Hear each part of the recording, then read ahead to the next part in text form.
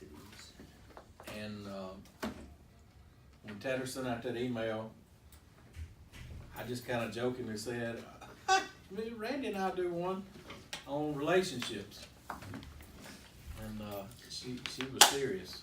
Yeah, well.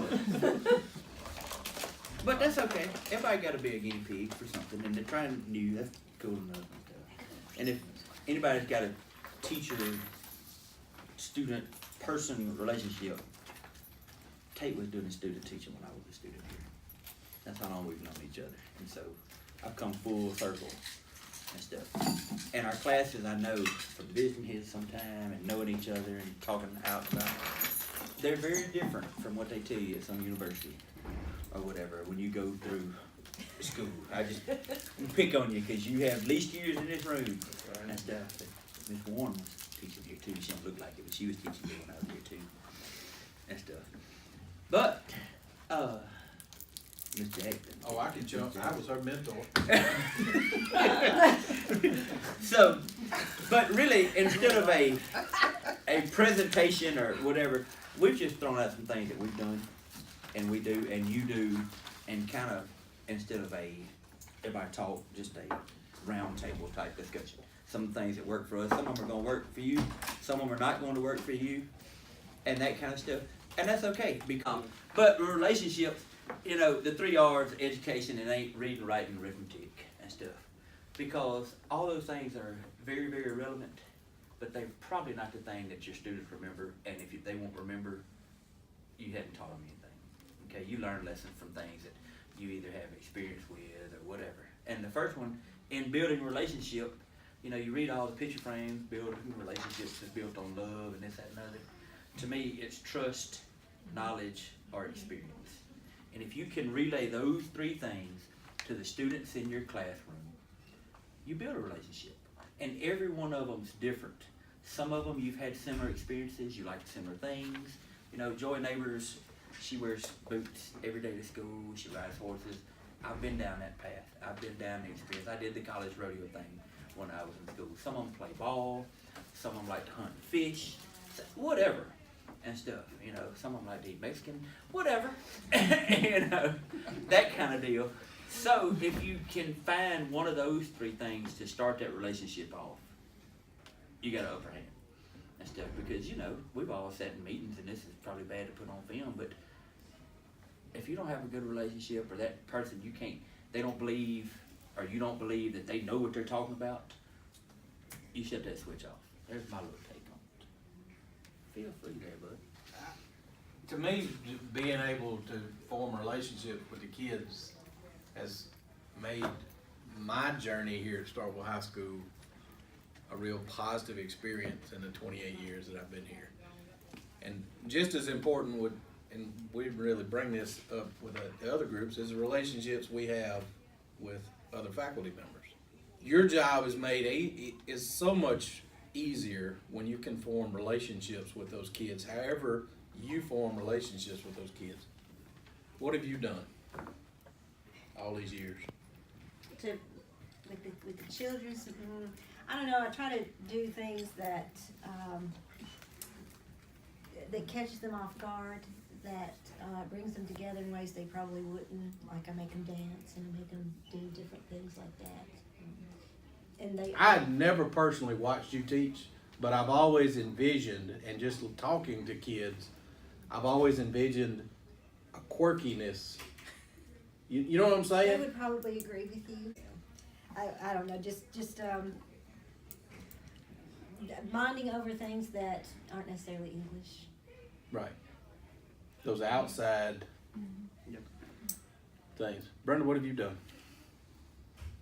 I mean, as your mentor, I probably helped guide and mold you. Well, I play with them a little bit. We have contained chaos sometimes in my classroom. All right? They do a lot of discovery, you know, and I play with them. Some of them say, well, you're sarcastic. I say, I'm not sarcastic. I'm just telling you the truth. But, I don't know, just through the process of me playing and them responding and then me responding in a positive way back to them, it puts that little flame into a little bit bigger fire every day, so that they're comfortable and with me, and I am with them. Even if I want to fuss, they know I'm fussing, but they still know I love them. Right. You know, so I don't know, and it just seems like some of the ones that you're the hardest on are the ones that love you the most. Another thing that I think Tate has done a wonderful job of, from being when I first met him to now and stuff. A lot of people, if you ask about Tate, they say, "Oh, the guy down at Starkville." Tate's not from Starkville. But as a young teacher, Tate became a part of this community. This Keep harping on this. The relevance is, and maybe it's me as a teacher, but I've taught for 18 years and I've taught this intro class year long for 2. I love teaching, but it's hard sometimes. Teaching a classroom full of kids where the majority of them, and it may be me, maybe it's the fact that I've taught 18 years and I'm losing my crap, but you know, it's fine.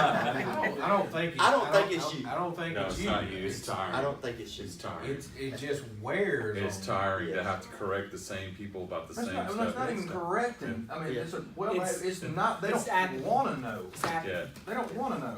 Yeah. And so, you know, I love, even a kid that asks about, when we were talking about sexual reproduction, somebody who asked about some, you know, in a regular class, they'd ask about something that was inappropriate. And we could talk about it, you know? They don't care enough about it to even ask about something inappropriate, you know?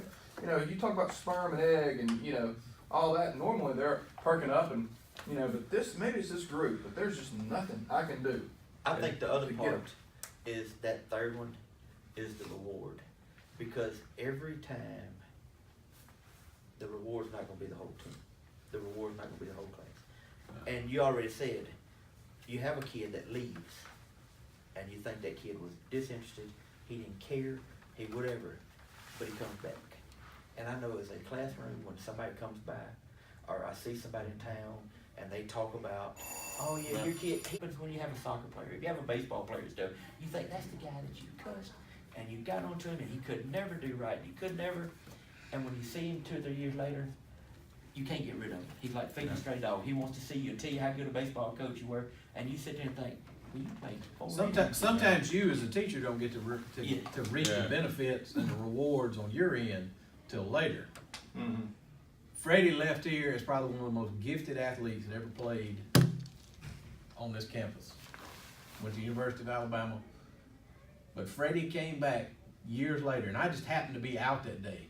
And he brought me a t-shirt and a cap just to say thank you. I have that cap and that t-shirt to this day, and a picture of Freddie hanging in my room, just because I can look at that periodically and go, I didn't maybe reach all of them, but I reached that one right there. Yeah, I have like a file folder of like kids that have written, like especially with AP, they're just like, why are you making us do this so much? So, like I saw Gabe Miles a couple years ago, and he was like, I told him I was teaching AP, and he hung his head. He goes, but you know what? He said, I am so far ahead of those kids at state. He's like, they don't know what they're doing because of your class. And I was like, there you go, on the dean's list and everything else. So, I learned that when phones first started being an issue, we were never going to win that battle. What you've got to learn how to do with those kind of things is you just got to say, there's a time and a place, and right now what we're doing is not the time. Now there's time built in when we're probably I don't really care, but right now, while I need your attention, stay off your phone. But they've got to I'll- trust you and respect you And they to know get to that that I'm point. not going to just pick 'em. Right. I know you got a phone, give it to me. When but you got it, give it, that kind of stuff. The other is, like it's going to, is the reward. Sometimes the reward needs to be satisfactory to you and stuff. Okay, a lot of teachers have, well, my kids are not, you know, they're just, I gave all it, I had a great week, I had PowerPoint, my lesson plan was on point, they came evaluated, principal, this, that, and the other, 4 days was great, and they all made a 65. Oh God, I failed. Okay, failure is a good thing too. You learn from You know, you learn from What's the failure. takeaways that they can go back in and try to make a difference? You know, I will ask instead, Ginger, how come you don't like this class? I know you're smarter than this, but everything you answer questions in class, how come when I give you an assignment you make a 58, 60? I look over here, you got a 89 and a 92 and algebra. How come? Because this is applied math, this is marketing, this is economics, this is biology. How come, well, I'm really not, I don't get into this, I'd rather do this. Okay, I got you. How come you don't like getting your hands dirty, or I don't like planning and stuff? They'll tell you, okay, especially 2 or 3 weeks in, they'll tell you, I don't like this. I don't like the way, I don't get the way that you relay this information, so I can't give it back to you. I failed 2 classes in college, and I have those discussions with my kids. You know, do you not understand when I draw this on the board, because I'm not an artist? Do you not like the PowerPoints that we use? Do we need to do this more hands-on? Because you come in there, I might have plants and fertilizer sacks all over the class. I might have pictures of that up there.